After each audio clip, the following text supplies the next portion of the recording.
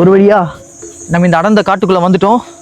இந்த காட்டுக்குள்ளே எப்படிப்பட்ட விலங்குகள் இருக்குன்னு தெரியல, எவ்வளோ ஆபத்து இருக்குன்னு தெரியல. துணிஞ்சு காலை வச்சாச்சு, வாங்க நம்ம போக போக பார்க்கலாம். இந்த காட்டு பகுதியில் நமக்கு எப்பவுமே கைக்கு கிடச்சிருச்சு. கைக்கு அடக்கமாக ஏதாச்சும் ஒன்று வேணும். ஏன்னா எப்பொழுதும் எது நம்மளை தாக்கும் தெரியாது, நம்மளும் பதிலுக்கு தாக்குறதுக்கு ரெடியாக இருக்கணும்.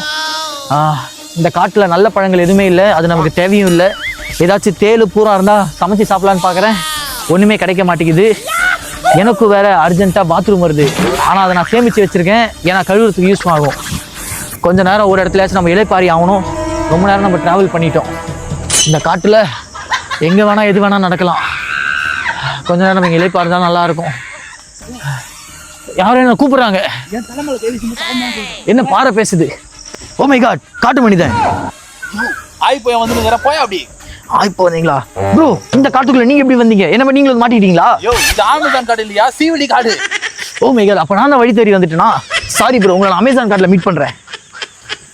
வீட்டில் ஆகி போனா தான் கதவு தட்டுறாங்கன்னா, இங்க ஆகி போனாலும் எவனா வந்து டிஸ்டர்ப் பண்ணிக்கிறேன். முடிஞ்சிருச்சு. ப்ரோ தண்ணி இருக்கா? ப்ரோ தண்ணீர் இல்லை, என் சிறுநீர் தான் நான் சேமிச்சு வச்சிருக்கேன், உங்களுக்கு தேவைப்படுமா? ஓ மை காட், நான் புதக்குழியில மாட்டிட்டேன்னு நினைக்கிறேன். புதகுழியில மாட்டலடா, அடுத்தவன் பீல மாட்டினேன். ஷிட்.